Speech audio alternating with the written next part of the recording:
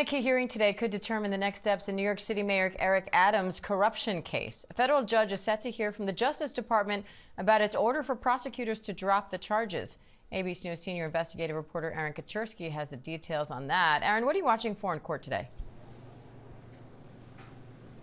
Let's hear what the judge has to say. He's called the parties together. Both the Justice Department and top members, the number 2 and the number 3 in the Justice Department, are expected to be here. Todd Blanche and Emil Bovee.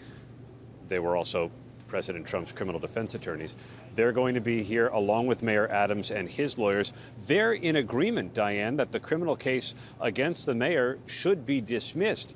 The judge may have some questions about the reason for its dismissal after the Justice Department said it wasn't about the evidence. It wasn't about whether the mayor was guilty or not. It was about freeing him up to do the president's bidding on immigration. So the judge may have some questions as to whether that was a corrupt quid pro quo, as alleged by the now former U.S. attorney here in Manhattan. And Aaron, they're also set to discuss the charges against Adam, accusing him of accepting over $100,000 in illegal campaign contributions, lavish travel perks from a Turkish official. Adams had pleaded not guilty. So what could we hear about the charges themselves today?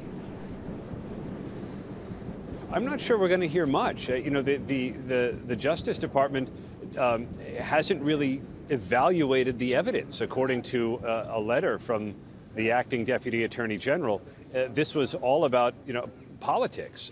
So I think the judge may have some questions for the Justice Department as to the reason for the dismissal. He may well schedule a hearing, hear from witnesses, but this shows that the judge isn't just going to be a rubber stamp to dismiss the charges, without hearing from the parties.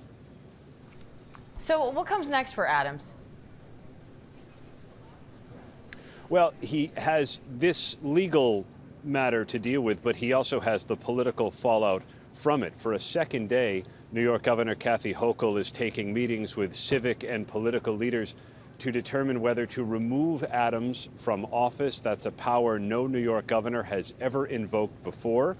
She's hearing different messages about whether Adams is a feasible leader going forward or whether she should be cautious in how she approaches this. And there are still growing calls for the mayor's resignation. 4 of his deputy mayors have resigned, so there are lingering questions about his ability to govern the city. Aaron Katersky, thank you.